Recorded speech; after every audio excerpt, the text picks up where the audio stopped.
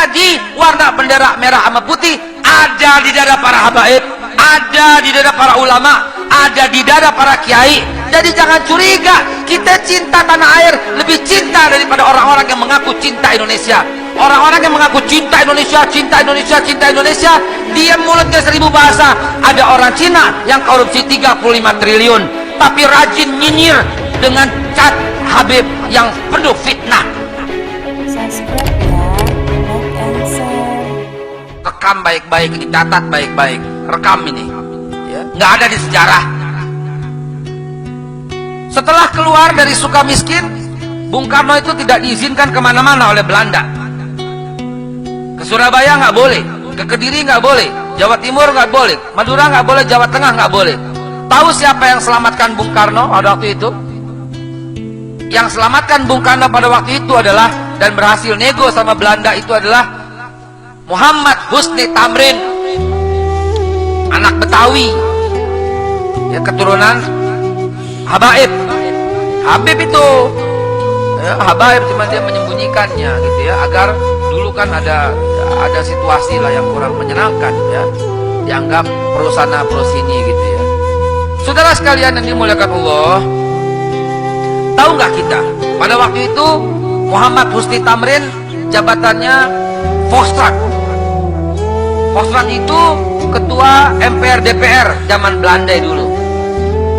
Nah, Haji Muhammad Husni Tamrin inilah yang kemudian menyelamatkan Bung Karno. Dan tahu nggak di mana Bung Karno dititipkan? Bung Karno tidur di rumah Habib Ali bin Abdurrahman Al-Habsyi Kuitang. Beliau tinggal di sana selama 4 bulan. Ini sejarah mesti mencatat ini. Ya, para habaib itu perannya sampai kayak begitu dengan kemerdekaan. Jangan macam-macam gitu loh. Jangan curiga lagi sama ulama. Jangan curiga lagi sama kiai sama habaib. Alhamdulillah, maka Pitra adalah pahlawan untuk urusan itu. Sedikit yang tahu bahwa beliau telah mengeluarkan lebih dari 30 orang yang seharusnya ditangkap dan dimasukkan ke dalam bui. Maaf sih, Anda buka rahasia ini. Ya, setiap orang sujud itu beliau mendapatkan pahalanya, terutama yang dikeluarkan itu. Ya. Saudaraku sekalian, ini catat gitu dalam sejarah biar tahu. Bung Karno pada waktu itu nggak demen maulid, nggak demen tahlil. Uang dia dibesarkan, kalau sekarang Wahabi lah begitu ya. Beliau berguru sama Habib Ali bin Abdurrahman Al-Habsyi, sehingga dia demen pakai sarung. Bahkan atas jasa Habib Ali bin Abdurrahman Al-Habsyi yang berhasil menyampaikan ke Bung Karno, maulid diadakan di istana, dilanjutkan oleh Pak Harto, dilanjutkan oleh Pak Habibie, dilanjutkan oleh Pak Habibie siapa? Gus Dur, dilanjutkan oleh habis Gus Dur siapa? SBY.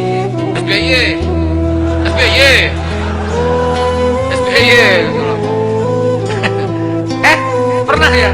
Lupa saya, Masya Allah. Maaf mak. Ya, SBY. Lalu kemudian sampai sekarang tuh jasanya Habib Ali bin Abdurrahman Al-Habsyi yang membuat maulid di istana pada waktu itu. Dan karena Bung Karno yang pada waktu akhirnya suka dengan maulid. Nah, ini membekas pada jiwa Bung Karno. Jadi antum ketahui setiap apapun Bung Karno pasti minta nasihat dari Habib Ali bin Abdurrahman Al-Habsyi, guru utamanya. Sehingga jasa Habib Ali bin Abdurrahman Al-Habsyi terhadap kemerdekaan luar biasa. Bung Karno lagi gamang, merdeka jangan, Jepang menjanjikan. Bahkan Jepang mendirikan Dokuritsu Jumbai Chusakai, ya, yaitu BPUPKI, Badan Persiapan Usaha Kemerdekaan Indonesia, yang akan merdeka tahun depan. Kalau nggak kita tahun 46 merdeka, karena Habib Ali bin Abdurrahman Al-Habsyi lah berkata pada Bung Karno, merdeka sekarang merdeka. Bilangin, sekarang merdeka juga. Maka pemuda pun akhirnya terjadi kisruh menculik Bung Karno ke Rengas Dengklok, dan tersusunlah teks proklamasi. Dewan Dakwah Islamiyah sekarang sedang menyusun sebuah sejarah baru yang harusnya dibacakan Bung Karno pada waktu itu bukan proklamasi kami bangsa Indonesia, bukan, lagi dibongkar sejarah. Harusnya Bung Karno mengucapkan teksnya itu bukan itu. Yang harusnya diucapkan adalah bahwa sesungguhnya kemerdekaan itu adalah hak segala bangsa, Oleh karena sebab itu, penjajahan di atas dunia harus dihapuskan karena tidak sesuai dengan pri kemanusiaan dan pri keadilan. Dan perjuangan rakyat Indonesia telah sampailah kepada saat yang berbahagia dengan selamat sentosa mengantarkan rakyat Indonesia ke depan pintu gerbang kemerdekaan Indonesia yang merdeka, bersatu, berdaulat, adil dan makmur. Atas berkat rahmat Allah yang Maha Kuasa dan didorongkan dengan keinginan yang luhur supaya berkehidupan kebangsaan yang bebas, maka dengan ini rakyat Indonesia menyatakan kemerdekaannya. Itu yang dibaca, saudara. Iya, dan itu disusun di rumah proklamasi. Rumah siapa itu? Rumah negara? Bukan. Rumah seorang warga Betawi keturunan Arab, namanya Pak Yusuf Marta. Hadir nggak orang di sini? Biasanya hadir. Tuh, rumah makan La Razeta tuh, itu punya keluarga beliau. Dia nggak pernah jual sampai sekarang. Ayahnya ya, itu nggak pernah jual, dihibahkan. Loh, banyak yang berjuang selain dua organisasi itu. Dan belum cukup sampai di sana ceritanya, saudara. Ketika Habib Ali bin Abdurrahman Al-Habsyi memaksa Bung Karno untuk merdeka sekarang, maka Bung Karno ini pagi-pagi naik sepeda ontel dari Jenderal Urip ke Kuitang. Untuk apa? Untuk membacakan teks itu loh. Pagi-pagi minta restu. Bener nggak nih? Bener. Kami doa dari sini. Sholawat nggak berhenti. Sholawat mengiringi. Kan Bung Karno terlambat. Dari jam 7.30 dibacain jam 10.30. Dia ke rumah gurunya dulu. Dia ke rumah Habib Ali bin Abdurrahman Al-Habsyi dulu untuk apa? Untuk konsultasi. Jadi merdeka tuh di tangannya beliau berdua gitu loh. Jarang ini sejarah. Tuh ada catatannya. Di Arsip Nasional juga ada. Tuh keluarganya masih ada sebagai saksi. Ibu Inggit itu nginep 4 bulan di rumahnya Habib Ali bin Abdurrahman Al-Habsyi. Dan Habib Ali mengutus utusannya ke proklamasi untuk lihat, untuk pengen tahu apa nih yang dibacain dan apa warna benderanya. Cuma satu yang ditanya. Begitu kembali utusannya, apa warna benderanya? Tahu nggak dijawab apa? Benderanya Habib warna merah sama putih.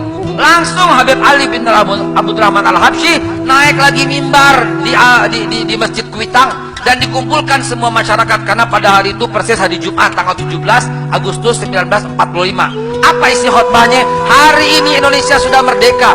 Kalau kalian sudah bangsa yang merdeka, maka kibarkan warna merah putih di mana saja Anda bisa. Habib Ali langsung cari warna kain merah warna putih, dikumandangkan di seluruh jalan Bunga, jalan Kuitang, jalan Tanah Tinggi, kalau sekarang jalan Senen, itu berkibar semua warna bendera merah putih. Dilihat sama Guru Mansur di Jembatan 5 dengar kabar, waduh udah merdeka, maka Guru Mansur cari warna bendera merah sama putih, kemudian diikat di masjidnya yang tinggi, warnanya bendera merah sama putih. Di Bidara Cina, Habib Salim bin Ahmad bin Jindan juga mengumpulkan semua orang, dikumpulkan sama Habib Ali bin Habib Ali bin Salim bin Jindan, dikumpulkan semua, kumpul semua, kumpul. Sekarang kita udah merdeka, kita harus kibarkan warna bendera merah sama putih. Jadi warna bendera merah sama putih ada di dada para habaib, ada di dada para ulama, ada di dada para kiai. Jadi jangan curiga, kita cinta tanah air lebih cinta daripada orang-orang yang mengaku cinta Indonesia. Orang-orang yang mengaku cinta Indonesia, cinta Indonesia, cinta Indonesia, diam mulutnya 1000 bahasa. Ada orang Cina yang korupsi 35 triliun tapi rajin nyinyir dengan cat Habib yang penuh fitnah, tapi dengan mengumandangkan cinta Indonesia. Lo kalau cinta Indonesia, lo nyinyir dong. 35 triliun itu dibawa kabur. Sekarang DPO, itu yang mesti DPO. Habib dibikin DPO, dicondet. Ada Habib Muhammad bin Ahmad Al-Haddad, tempat kami belajar, tempat saya belajar alit bata sama beliau. Habib Muhammad bin Ahmad Al-Haddad kemudian tarik warna bendera merah putih, dikumpulkan semua masyarakat Condet, dari mulai Kelurahan Cilitan sampai Balai Kambang, sampai Batu Ampar, sampai Kampung Gedong. Dulu namanya Kampung Gedong, sampai sekarang masih Kampung Gedong. Tuh ada saksinya tuh, dibakar sama Jepang pada waktu itu. Dikumpulkan semuanya. Habib Muhammad bin Ahmad Al-Haddad teriak, harus kibarkan warna bendera merah sama putih. Di Petojo ada Habib Ali bin Muhsin. Ini paling miskin, sangat miskin saudaraku. Pada waktu itu beliau akhirnya mencari dan tidak ada kecuali hordeng yang berwarna merah. Didedel hordengnya itu, dijahit sama jubah yang berwarna putih untuk dikibarkan di Petojo. Di Menteng ada Guru Romli. Guru Romli juga begitu, dikumpulkan semua. Di Cipete ada Guru Naim. Guru Naim juga mengumpulkan semuanya. Di Kampung Melayu ada Kiai Haji Thohir Rohili yang punya At-Tahiriyah. Dikumpulkan semua santrinya. Di Bukit Duri ya ada Abdullah Syafi'i. Kiai Haji Abdullah Syafi'i. Dikumpulkan semua muridnya ini, dikumpulkan semua untuk menyiarkan warna bendera merah sama putih. Di Mangga 2 ada Habib Alwi Jamalulail. Habib Alwi Jamalulail mengumpulkan semuanya, dan orang yang paling dicari sama Jepang pada waktu itu. Di Bekasi ada Kiai Haji Nur Ali. Dia kumpulkan semua. Tanggal 16 bulan Agustus, sehari setelahnya, Jepang marah, Jepang jengkel, dicari itu semua tuh para pelaku-pelakunya, dari mulai Habib Muhammad, Habib Ahmad, Habib Salim, Habib Ali, dicari semuanya, dicari, dikumpulkan, ditangkep-tangkepin, disetrum, dipenjara, dipopor. Palanya Habib Ali bin Abdurrahman Al-Habsyi itu bocor berdarah-darah, nggak putus darahnya sampai dia kembali ke Kuitang, saudara. Ini ulama, ini para habaib yang ikut berjuang, dan setelah di black dadanya semuanya pasti ada warna bendera merah sama putih. Takbir, takbir. Jangan lagi curiga saudaraku dengan kiai, jangan lagi curiga sama ulama. Warna bendera merah sama putih ada di dada kami, saudara. Sampai hayat di kandung badan kami paham, kami ngerti gitu loh, bahwa mempertahankan NKRI bagian daripada jihad. Hanya habaib, kiai, ulama dan umara pada zaman itulah yang mengumandangkan fatwa jihad untuk melawan Belanda dan Jepang. Yang lain tidak bersuara apapun. Silahkan coba cari mana ada suara dari mereka, saudaraku. Karena itu jangan lagi curiga sama ulama, jangan lagi curiga sama kiai, jangan lagi curiga sama habaib.